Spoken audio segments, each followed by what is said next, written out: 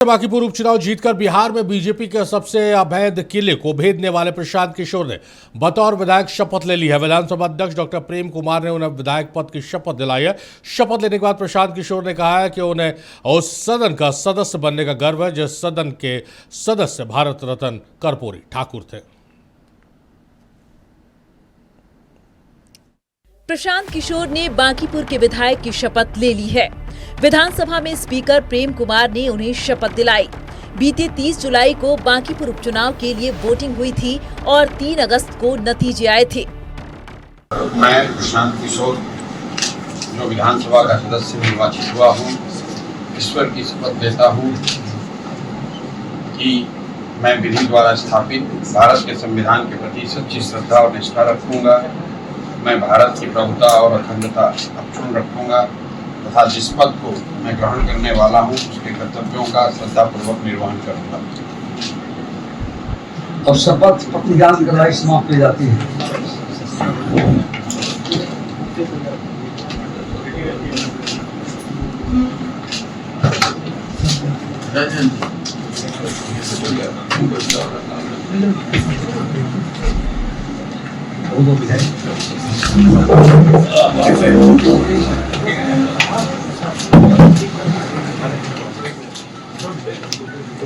विधायक के पद की शपथ लेते ही प्रशांत किशोर लखीसराय के लिए रवाना हो गए।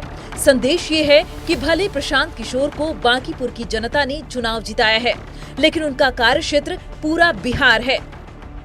बिहार के जिस सदन में सदस्य के तौर पर भारत रत्न कर्पूरी ठाकुर जी, कृष्ण बाबू, अनुग्रह नारायण सिंह साहब, नीतीश कुमार जी, लालू यादव जी, केदार पांडे जी, रामविलास पासवान जी और सुशील मोदी जैसे लोग जिस सदन के सदस्य के तौर पर उन्होंने काम किया है, उस सदन का सदस्य बनना मेरे लिए गौरव की बात है और मेरे जैसे व्यक्ति के लिए गौरव के साथ साथ ये बहुत बड़ी एक जिम्मेवारी भी है कि जिस सदन में सैकड़ों लोगों ने समाज के लिए और इस राज्य के बेहतरी के लिए अपने जीवन के बहुमूल्य साल लगाए हैं, उनसे प्रेरणा लेकर बिहार के समाज में बेहतरी के लिए मैं आगे काम करूं। जन सुराज की ये जीत कितनी बड़ी थी, इसे इस तरह समझिए कि उन्होंने बीजेपी के राष्ट्रीय अध्यक्ष नितिन नवीन की सीट पर जीत हासिल की। 2025 में जिस जन सुराज को सारे बिहार में महज 3.44% वोट मिले थे, उस पार्टी के कैंडिडेट प्रशांत किशोर को बांकीपुर में 49.23% वोट मिले। बीजेपी को जहां पिछले साल नवंबर में हुए असेंबली चुनाव में 98,000 से ज्यादा वोट आए थे, वहीं इस उपचुनाव में महज 44,827 वोट आए। यहां तक कि आरजेडी को भी जहां पिछले साल हुए असेंबली चुनाव में बांकीपुर में 46,000 से ज्यादा वोट मिले थे, वहीं उपचुनाव में पार्टी को महज 14,273 वोट मिले। प्रशांत किशोर जी को तो जनता ने मैंडेट दिया है, हम उनको बधाई देते हैं। आज शपथ लेंगे, बहुत बहुत बधाई हो। वो विधायिका कार्य का सुचारू रूप से कार्य करेंगे, ऐसी मेरी इच्छा भी है और मेरा विश्वास भी है कि वो करेंगे। और राज्य सरकार के जो योजनाएं हैं, जो विकास की योजनाएं हैं, उसमें वो सहयोग करने का काम करेंगे और जो उन्होंने वादा किया है उन वादों को पर भी खरा उतरने का काम करेंगे, ऐसी मेरी विश्वास है।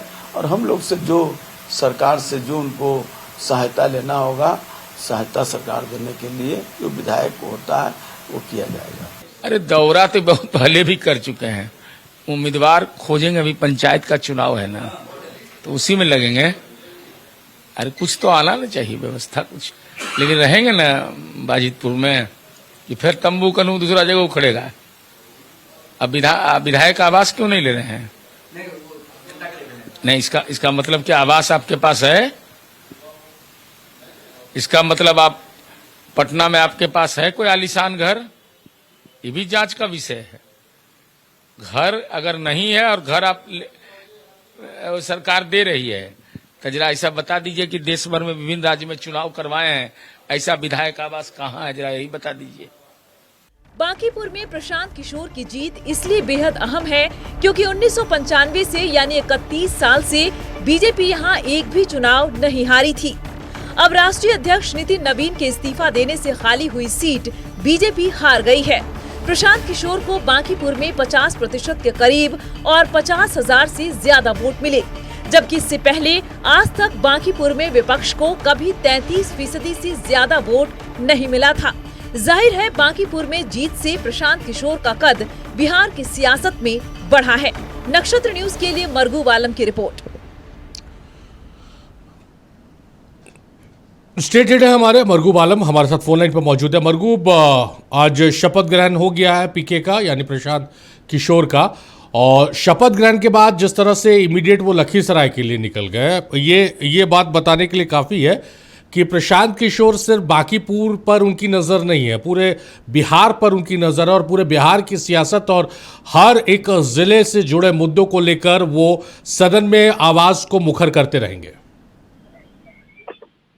देखिए, आज विधिवत तौर पर प्रशांत किशोर विधायक बन गए और हालांकि कोई सत्ता पक्ष और विपक्ष का कोई बड़ा नेता वहां मौजूद नहीं था, एक विधायक तक मौजूद नहीं था। सबसे बड़ी यह बात है, जदयू की तरफ से सिर्फ एक नीतीश कुमार के करीबी संजय गांधी मौजूद थे। ये अपने आप में बड़ी बात है। मैं क्यों कह रहा हूँ ये आप कारण समझ गए होंगे। और प्रशांत किशोर ने कहा कि हमारी प्राथमिकता है जिस सदन को लालू प्रसाद यादव, जिस सदन को कर्पूरी ठाकुर, नीतीश कुमार ने सुभवित किया, मैं उस सदन का सदस्य बना हूँ। हमारी प्राथमिकता पहले बांकीपुर तो है ही, पूरा बिहार है, और हम जो काम बिहार के विकास के लिए कई महानुभूतियों ने किया है उन कामों को हम आगे बढ़ाएंगे। बांकीपुर का तो मैं विकास करूंगा ही, बिहार के विकास को लेकर के, रोड मैप को लेकर मैं आगे चलूंगा।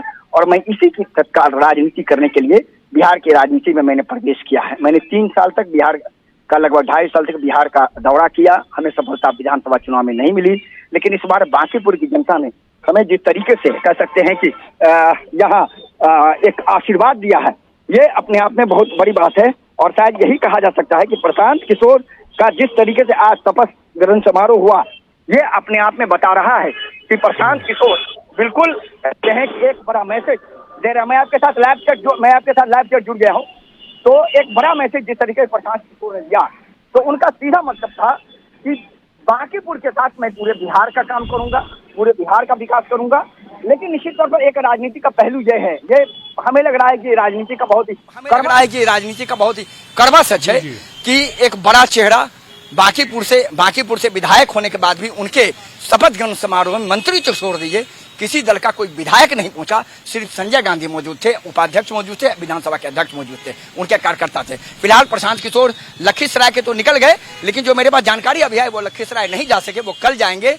लेकिन प्रशांत किशोर ने सीधा मैसेज दिया, बिहार ही नहीं, बांकीपुर नहीं, बिहार की पूरी सियासत और बिहार की सियासत के साथ बिहार के विकास के लिए हमारा एजेंडा है। तो कहीं न कहीं एक बड़ा मैसेज है। देखना है प्रशांत किशोर अपने वादों पर कितना खरे उतरते हैं और किस तरीके से बांकीपुर की जनता को संतुष्ट करते हैं, और बिहार में आने वाले दिनों में उनकी राजनीति का पृष्ठभूमि क्या हो पाता है। चलिए इब्राहिम जी, मरगू, एक चीज ये भी है कि प्रशांत किशोर जिस तरह से बढ़ रहे हैं, जिस तरह से काम कर रहे हैं, जिस तरह से वादे कर रहे हैं, चाहे वो प्राइवेट नौकरी की बात करें, स्कूलों की व्यवस्था को दुरुस्त करने की बात करें, विपक्ष के पास, जो प्रशांत किशोर का विपक्ष है, उसके पास मुद्दे नजर नहीं आ रहा प्रशांत किशोर को घेरने का।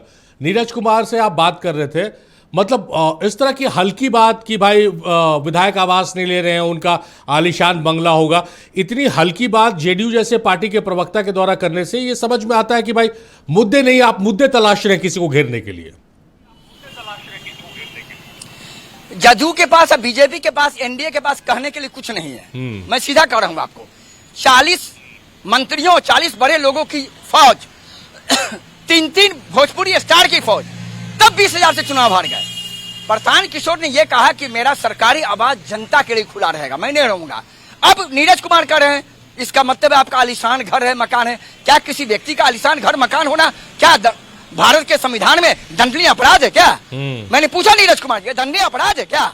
सवाल नहीं, सवाल सवाल प्रशांत किशोर के बारे में सवाल किसी पूछेगा तो वो इतने आसानी से लेंगे, छोड़िए किसके बारे में बात करते हैं, बांकीपुर ने जिता दिया फिर भी लोगों को नहीं पछड़ा। लेकिन वो मामला यह है, राजनीति का ये कड़वा सच है जो आज मैंने विधानसभा में शपथ ग्रहण समारोह में देखा।